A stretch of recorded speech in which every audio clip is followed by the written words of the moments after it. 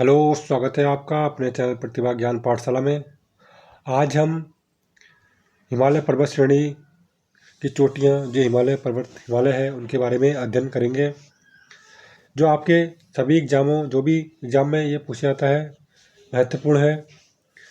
चलिए शुरू करते हैं। यदि आप चैनल पर नए हैं तो चैनल को सब्सक्राइब जरूर करें। आपको इसमें जो आप पेड क्लास में पढ़ते हैं उसमें सारी तैयारी आपको बिल्कुल निःशुल्क कराई जा रही है। यहाँ पर उत्तर से दक्षिण की ओर विभाजन, सबसे पहले देखते हैं उत्तर से दक्षिण की ओर विभाजन। देखिए उत्तर क्या होता है, उत्तर यहाँ ऊपर होता है, दक्षिण नीचे होता है। तो यहाँ से यहाँ तक का जो विभाजन है नीचे का, उत्तर ये होता है, उत्तर ऊपर और दक्षिण नीचे। तो यहाँ से जो विभाजन हो रहा है चोट हिमालय का, उसको देखते हैं। सबसे पहले उत्तर से दक्षिण की ओर हिमालय को 4 भागों में बांटा गया है। ट्रांस हिमालय, बृहद हिमालय, लघु एवं मध्य हिमालय बोलते हैं, शिवालिक हिमालय बोलते हैं। सबसे पहले ऊपर कौन सा होता है, देखिए आपने देखा होगा, मैं आपको दिखाता हूँ। आपने देखा होगा इसमें इसमें कि कैसे कैसे इसमें विभाजन होता है, तो इसमें दिखाते हैं। तो ये देखिए ये होता है, ये पहाड़ वो हो गया भारत का हिस्सा। तो यहाँ पर जो हिमालय होता है, पहाड़ का एरिया जो हिमालय होता है, तो यह सबसे बड़ा कौन सा होता है, ये ट्रांस हिमालय होता है। इससे ऊपर क्या है, ट्रांस हिमालय। फिर बृहद आता है, फिर बृहद आता है, फिर मध्य आता है। ये सब सब क्या है, ये भारत के ऊपर वाले एरिया में होते हैं सारे। ये भारत क्या है, भारत जो लद्दाख चीन से ऊपर वाला हिस्सा है, वहाँ से ये हिमालय होते हैं। तो सबसे ऊपर कौन सा है, उत्तर में ट्रांस हिमालय है, फिर कौन सा है, बृहद हिमालय है, फिर कौन सा है, मध्य हिमालय है, फिर शिवालिक हिमालय है, और सबसे नया कौन सा है, शिवालिक हिमालय ही है। अगले देखते हैं, ट्रांस हिमालय के बारे में पढ़ते हैं। सबसे पहले हम काराकोरम पर्वत श्रेणी आती है। तो काराकोरम पर्वत श्रेणी कहाँ से आती है, ट्रांस हिमालय से आती है। ये जो इसकी महत्वपूर्ण श्रेणी है, इसको देख लेते हैं। ये भारत की सबसे उत्तरीय पर्वत श्रेणी है। कहाँ, मैंने बताया था अभी, भारत की सबसे उत्तरीय श्रेणी कौन सी है, काराकोरम श्रेणी है। सबसे उत्तर में पड़ती है, सबसे ऊपर पड़ जाती है, टॉप पर। ये भारत की सबसे उत्तरीय पर्वत श्रेणी है। तिब्बत में इसे कैलाश पर्वत के नाम से जाना जाता है। तिब्बत में इसे किस नाम से जानते हैं, कैलाश पर्वत के नाम से जानते हैं। इसी पर्वत श्रेणी में K2 गाडविन ऑस्टिन जो क्या है, भारत की सबसे ऊंची चोटी है। K2 गाडविन ऑस्टिन चोटी है, जो विश्व में दूसरे स्थान की सबसे ऊंची चोटी है। वर्तमान में ये पाक अधिकृत, मतलब पाक के कब्जे वाले उसमें है ये चोटी। तो भारत की सबसे ऊंची चोटी कंचनजंगा है, जो सिक्किम में स्थित है। देखिए यहाँ पर सबसे ऊंची चोटी तो आप जानते होंगे कौन सी है, हमारी सागर माता है, जिसे क्या कहते हैं, एवरेस्ट के नाम से जाना जाता है। और दूसरी चोटी कौन सी है, K2 या गाडविन ऑस्टिन बोलते हैं। और जो भारत की सबसे ऊंची चोटी है वो कौन सी है, सिक्किम में है, कंचनजंगा। इस पर्वत श्रेणी में महत्वपूर्ण ग्लेशियर देखिए कौन कौन से हैं, अब देख लेते हैं ग्लेशियर कौन कौन से हैं। इसमें बहुत ही अच्छे महत्वपूर्ण ग्लेशियर हैं। जो सियाचिन ग्लेशियर इसी में पड़ता है। यहाँ पर भारत का युद्ध अभ्यास केंद्र है, तो यहाँ कहाँ पर है, सियाचिन ग्लेशियर में है। यरकनियोमा ग्लेशियर है यहाँ पर, वल्टालो ग्लेशियर है यहाँ पर, और फेदचिका ग्लेशियर है। इनके देखिए ये महत्वपूर्ण ग्लेशियर है, आपको याद रखना है कौन सी श्रेणी में है। ये सारे के सारे श्रेणी में है आपके। देखिए इस पर्वत की कौन सी, हिमालय पर्वत की श्रेणी में है ये सारे ग्लेशियर, आपको इनका नाम याद रखना है, बहुत ही महत्वपूर्ण है। सबसे पहले देखते हैं लद्दाख पर्वत श्रेणी, जिसके बारे में अध्ययन करेंगे हम। देखिए लद्दाख के बारे में पढ़ते हैं सबसे पहले। तो दोनों तरफ नदी बहती है, किसके, लद्दाख के दोनों तरफ। और श्योक नदी, सिंधु नदी, लद्दाख, ये क्या है, दोनों तरफ नदी बहती है। लद्दाख श्रेणी के पास लेह का क्या है, लेह जो कि सिंधु नदी के किनारे बसा हुआ है। इसी के किनारे क्या है, लद्दाख नदी के किनारे बसा है। कौन सा शहर बसा है, लेह बसा है। राका कोसी सबसे तीव्र ढलान वाला पर्वत है, कहाँ पर है, ये भी वहीं पर है, लद्दाख श्रेणी के पास में। आप आगे देखते हैं, जास्कर पर्वत श्रेणी भी ट्रांस हिमालय का ही भाग है। कौन सा, जास्कर हिमालय श्रेणी किसका है, ट्रांस हिमालय का ही भाग है, बहुत ही महत्वपूर्ण है। अब देखते हैं बृहद हिमालय। सबसे पहले देखेंगे बृहद हिमालय को देख लेते हैं अब।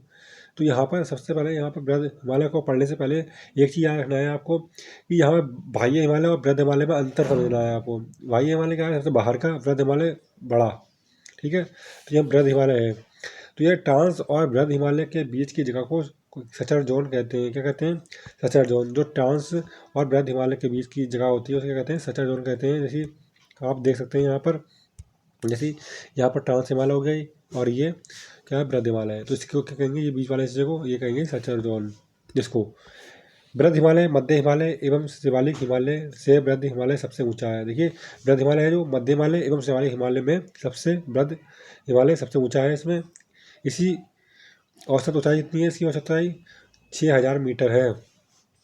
चौड़ाई देख लेते हैं, 120 मीटर से 192 मीटर है चौड़ाई पश्चिम से। देखिए पश्चिम से कितना है? पश्चिम यहाँ होता है, पश्चिम से पूर्व दिशा, ये पश्चिम है और ये पूर्व है, तो यह पूर्व हो गया, ये पश्चिम हो गया, तो यहाँ पर चौड़ाई पश्चिम से पूर्व तरफ की ओर घटती है। मतलब यहाँ से ये इधर को बढ़ेंगे पूर्व की ओर तो घटेगी ये। आगे देखते हैं, ढलान पश्चिम से पूर्व की तरफ बढ़ती जाती है।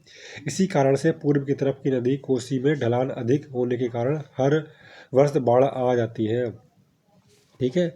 पश्चिम में नागा पर्वत, पाकिस्तान से पूर्व में नामचा बरवा पर्वत, जिब्बत, इसका नाम क्या है? नामचा बरवा का नाम क्या है? जिब्बत भी है, तक फैला हुआ है। ठीक है। कौन सा? नागा पर्वत है जो पाकिस्तान से पूर्व नामचा बरवा पर्वत तक फैला हुआ है। काफ़ी सारे ऊंचे पर्वत वृद्ध हिमालय में आते हैं। अब देख लेते हैं कि महत्वपूर्ण पर्वत जो है कि एक बार श्रेणी में देख लेते हैं। देखिए सबसे पहले देखिए यहाँ पर पर्वत देखिए माउंट एवरेस्ट, इसकी ऊंचाई कितनी है? 8848। ये घटती बढ़ती रहती है, कभी 8850 हो जाती है तो कभी ये 8848 हो जाती है। इसमें घटाव चढ़ाव होते रहता है। देख लेते हैं K2, इसे गार्डविन आस्टेड बोलते हैं, भारत POK के कब्जे में है ये। तो ये 8611 कितनी है? मीटर है ये, 8611 मीटर है। देखिए ऊंचाई इसकी। और K2 क्या है? K2 की 8611 है। कंचनजंगा देख लेते हैं, सिक्किम और नेपाल की सीमा पर स्थित है ये, 8586 मीटर ऊंचाई है इसकी। मकालू देख लेते हैं, मकालू नेपाल की चोटी है, 8462 मीटर ऊंचाई है इसकी। धौलागिरी भारत की चोटी है ये, 8167 मीटर है। मसालू नेपाल है, हाँ मसालू नेपाल की चोटी है, 8163 मीटर है। नागा पर्वत पाकिस्तान में है, 8125 मीटर है। अन्नपूर्णा नेपाल में है, 8091 मीटर है। त्रिशूल पर्वत भारत में है, 8091 मीटर ऊंचाई है इसकी। नंदा देवी भारत में है, 7816 है। ये हमारे नंदा देवी जो उत्तराखंड में पड़ती है ये बंदरपूछ है, तो बंदरपूछ ये भारत की चोटी है, 6316 मीटर है। और ये बद्रीनाथ भारत में है इसकी। देखिए यहाँ पर बद्रीनाथ की ऊंचाई थोड़ी सी मुझे अटपटी लग रही है, 3300 कुछ, इसलिए इसको आप एक बार क्लियर जरूर करें। बद्रीनाथ की चोटी को मुझे थोड़ी अटपटी लग रही है, 3300 है। आगे देखते हैं। देखिए माउंट एवरेस्ट को अलग अलग देशों में अलग अलग स्थानीय नामों से भी जाना जाता है। नेपाल में इसे सागरमाथा कहा जाता है, म्यांमार में इसे अरकान योमा कहा जाता है, तिब्बत में चमू लुंगमा कहा जाता है, अर्थ पर्वतों की रानी कहा जाता है। अर्थात देखिए इसके अंतर्गत 2 ग्लेशियर आते हैं, गंगोत्री ग्लेशियर। देखिए इस किसके अंतर्गत? माउंट एवरेस्ट के अंतर्गत आते हैं। इसके अंतर्गत 2 ग्लेशियर आते हैं, गंगोत्री ग्लेशियर, यमुनोत्री ग्लेशियर। अब देख लेते हैं सबसे पहले लघु हिमालय या मध्य हिमालय। लघु हिमालय को क्या कहते हैं? मध्य हिमालय कहते हैं। इसकी औसत चौड़ाई कितनी है? 80 किलोमीटर से 100 किलोमीटर है। इसकी औसत ऊंचाई देख लेते हैं, 3700 मीटर से 4500 मीटर है। इसका अस्तित्व नेपाल तक ही है, क्योंकि हिमालय पर्वत की मोटाई पश्चिम में अधिक है और पूर्व में कम होती आ रही है। मैंने अभी बताया था वो घटती जा रही है, इसलिए यह हिमालय श्रृंखला नेपाल तक ही सीमित है। 5 पर्वत श्रेणी में बटा हुआ है ये। पीर पंचाल पर्वत श्रेणी जम्मू कश्मीर, धौलागिरी हिमाचल प्रदेश, मसूरी उत्तराखंड, महाभारत श्रेणी नेपाल में, नागडिब्बा श्रेणी नेपाल में। सर्दियों में बर्फ़ से ढका रहता है और गर्मियों में बर्फ़ पिघल जाता है और गर्मियों में घास उग जाती है। घास के मैदानों को बुग्याल कहते हैं उत्तराखंड में। बाकी जगह में कहीं कहीं कुछ भी प्याल कहते हैं, कुछ कहा जाता है, इन्हें अलग अलग नामों से जाना जाता है। इन्हीं घास के मैदानों को मर्ग या बुग्याल या प्याल कहा जाता है, आपको ये भी याद रखना है। आगे देखते हैं। देखिए यहाँ पर गुलमर्ग, सोनमर्ग आदि ये मैदान है। आगे देखते हैं। मध्य हिमालय और वृद्ध हिमालय के बीच की जगह को घाटी कहा जाता है। किसके? मध्य हिमालय और वृद्ध हिमालय के भाग को घाटी कहा जाता है। श्रीनगर में एक घाटी है जो वृद्ध हिमालय और मध्य हिमालय के बीच है। बुलर झील और डल झील इन्हीं घाटियों में है। आपको ये भी याद रखना है कि बुलर झील और डल झील जम्मू कश्मीर में पड़ती है। ये देखिए यहाँ पर जुम्मी घाटी सिक्किम में है, कुल्लू कांगड़ा घाटी हिमाचल प्रदेश में है, जुम्मी घाटी सिक्किम में है, आपको याद रखना है ये। मध्य हिमालय में कई पर्यटक स्थल स्थित हैं, देखिए मध्य हिमालय में कौन कौन से पर्यटक स्थल है? हिमाचल प्रदेश है, शिमला है, मनाली है, डलहौजी है, ये सब क्या है? हिमाचल प्रदेश के हैं। उत्तराखंड में देखिए मसूरी, रानीखेत, नैनीताल, बिंदसर, ये क्या है? सब प्रमुख पर्यटक स्थल हैं। शिवालिक हिमालय देख लेते हैं, ये सबसे नई चोटी है, सबसे बाहरी और नवीन हिमालय है। चौड़ाई 10 किमी से 50 किमी तक है, ऊंचाई 900 मीटर से 1200 मीटर तक है। मध्य हिमालय और शिवालिक हिमालय के बीच पाई जाने वाली घाटियों को दून या द्वार कहा जाता है, जैसे देहरादून और हरिद्वार। मौसम अच्छा एवं वर्षीयों की भूमि पाई जाती है, इसलिए यहाँ अधिक लोग यहाँ आते रहते हैं। शिवालिक पर्वत के नीचे भाग को तराई कहते हैं, मलच्छरी एवं दलदली रहता है। ये यहाँ शिवालिक पर्वत के निचले भाग को तराई कहा जाता है, जो इसमें की नमी रहती है भूमि में, इसलिए इसे तराई का क्षेत्र कहा जाता है। इसके पश्चिम में सिंधु गार्ज एवं पूर्व में दियांग गार्ज है। आगे देख लेते हैं। देखिए यहाँ पर पहाड़ों के बीच में बनाया, देखिए यहाँ ध्यान गया जो जब पढ़ा हमने। आगे देखते हैं, नदी द्वारा पहाड़ों के बीच बनाया गया रास्ता झरने की तरह को गार्ड कहा जाता है। जो नदी के द्वारा बनाया जाता है, पहाड़ों के बीच में बनाया गया रास्ता क्या कहता है? झरने की तरह होता है जो, उसी को क्या कहते हैं? इसमें पहाड़ों के द्वारा बनाया हुआ उसी को कहते हैं हम गार्ड। पश्चिम से पूर्व की ओर विभाजन, देखिए पश्चिम से और पूर्व की ओर विभाजन देखिए कैसे होता है। पश्चिम से पूर्व की ओर विभाजन में हिमालय को 4 भागों में बांटा गया है। पंजाब या कश्मीर हिमालय, कुमाऊं हिमालय। जो हमारा क्रम देखिए याद रखना है, पश्चिम से पूर्व की ओर है इनका। पंजाब या कश्मीर हिमालय, कुमाऊं हिमालय, नेपाल हिमालय, असम हिमालय। पंजाब हिमालय देखिए कश्मीर हिमालय के नाम से भी जाना जाता है पंजाब को। सिंधु नदी सतलुज नदी के बीच का भाग पंजाब या कश्मीर हिमालय कहा जाता है। इसकी लंबाई 560 किमी से कितना है? 560 किमी याद रखना है, किलोमीटर। पंजाब हिमालय, पंजाब, हिमाचल एवं कश्मीर का भाग इसके अंतर्गत आते हैं। सरोवर का राजस्थान, जहाँ से सतलुज नदी निकलती है, इसी के अंतर्गत आती है।